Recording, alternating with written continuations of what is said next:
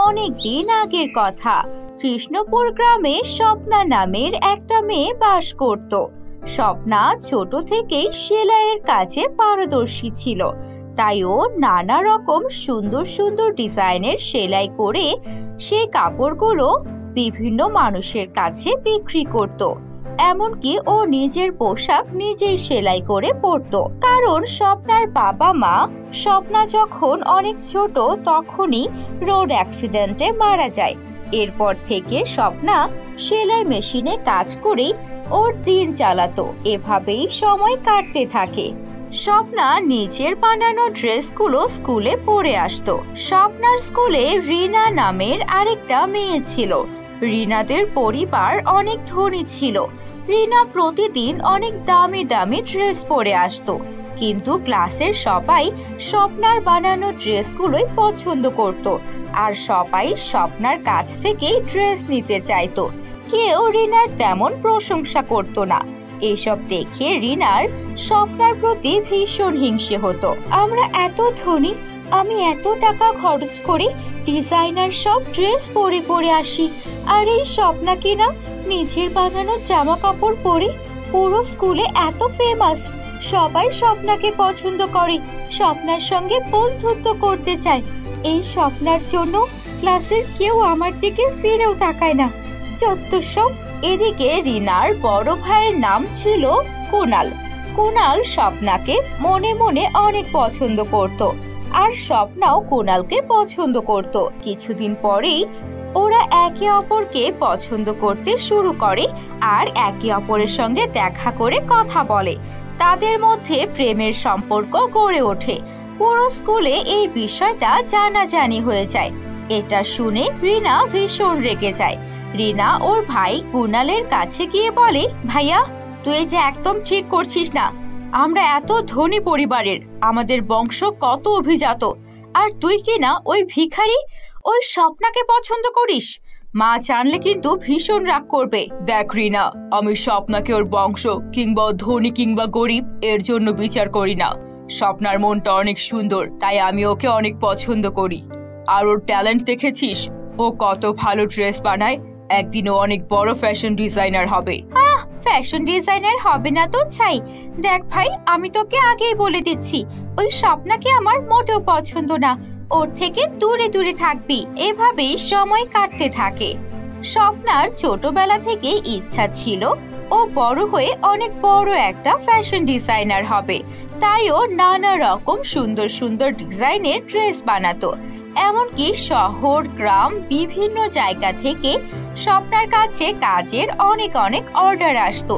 স্বপ্না তাদেরকে অনেক সুন্দর সুন্দর ডিজাইনার ড্রেস বানিয়ে দিত।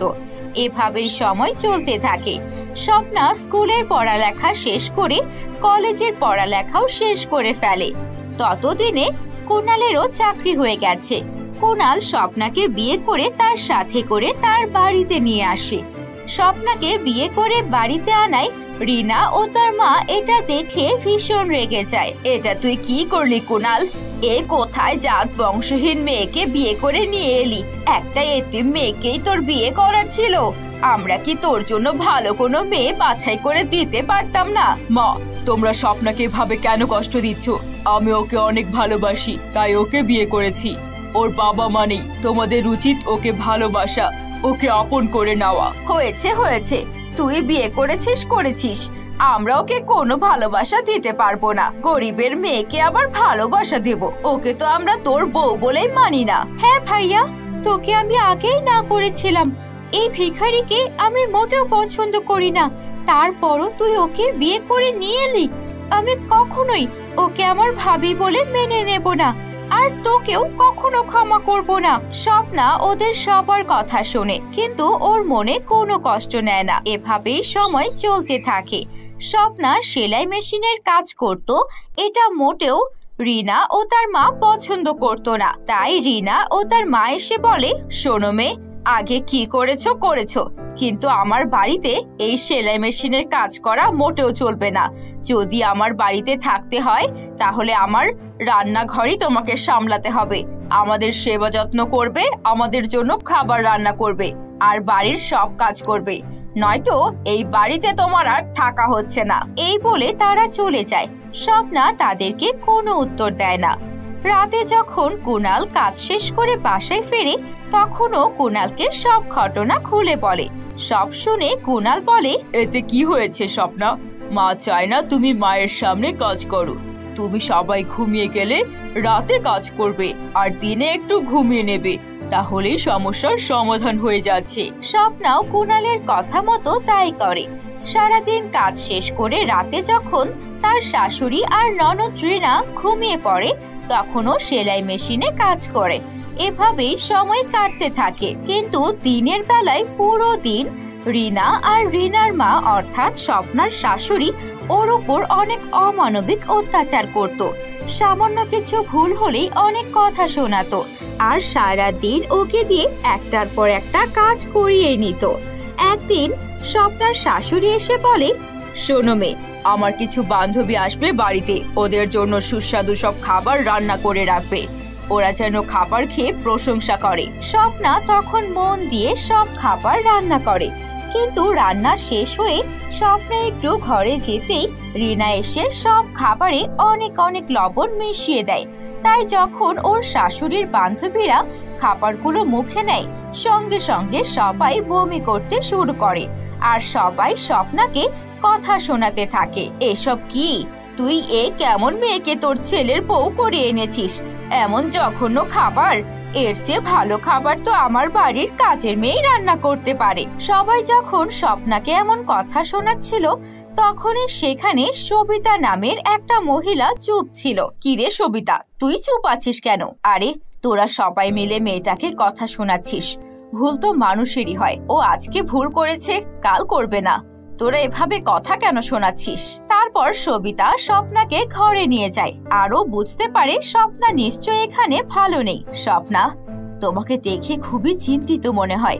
তোমার সাথে কি কোনো অন্যায় হয়? আমাকে বলো। আসলে আন্টি, আমি এখানে এসেছি, আমার শাশুড়ি আমাকে মেনে নিতে পারেননি আর আমি একজন ফ্যাশন ডিজাইনার হতে চাই। আমি সেলাই মেশিনে কাজ করতে চাই, কিন্তু আমার শাশুড়ি তাও পছন্দ করেন না। আর আজকে তো আমি অনেক মন দিয়ে রান্না করেছি, মনে হয় আমার ননদ রিনাই আমার রান্না করা খাবারে কিছু মিশিয়ে দিয়েছে। তোমার অবস্থা দেখছি খুবই শোচনীয়। তবে তুমি চিন্তা করো না, আমার বৌমাও একজন ফ্যাশন ডিজাইনার। তুমি তোমার ফোন নাম্বারটা দাও, আমি আমার বৌমার সঙ্গে তোমার কথা বলিয়ে দেব। তুমিও একজন ভালো ফ্যাশন ডিজাইনার হবে। এরপর স্বপ্না ওর ফোন নাম্বার সবিতা দেবীকে দিয়ে দেয়। সবিতা সেই নাম্বার নিয়ে তার বৌমার সঙ্গে স্বপ্নার কথা বলিয়ে দেয়। হ্যালো স্বপ্না, আমি রাধিকা বলছি। আমার শাশুড়ি মা তোমার নাম্বারটা দিলেন। তুমি নাকি ফ্যাশন ডিজাইনার হতে চাও? ঠিক আছে, সামনের শুক্রবার আমাদের একটা ফ্যাশন ডিজাইনারের কম্পিটিশন আছে। তুমি সেখানে তোমার ভালো কিছু ড্রেস নিয়ে আসবে যেগুলো তুমি নিজে বানিয়েছো। সেখানে যদি তুমি ফার্স্ট হতে পারো তবে তুমি অনেক অর্ডার পাবে আর ফ্যাশন ডিজাইনার হিসেবে তোমার অনেক পরিচিতি হবে। এটা শুনে স্বপ্না অনেক খুশি হয় আর মন দিয়ে জামা কাপড় সেলাই করতে থাকে। কিন্তু সারা রাত কাজ করার জন্য স্বপ্না দিনের বেলায় কোনো কাজই ঠিক মতো করতে পারছিল না। ও সারাদিন ঝিমুতে থাকে। এদিকে কুনালও অফিসের কাজে কয়েকদিনের জন্য বাইরে গেছে। রিনার স্বপ্নার এমন ঘুম ঘুম ভাব দেখে সন্দেহ হয়।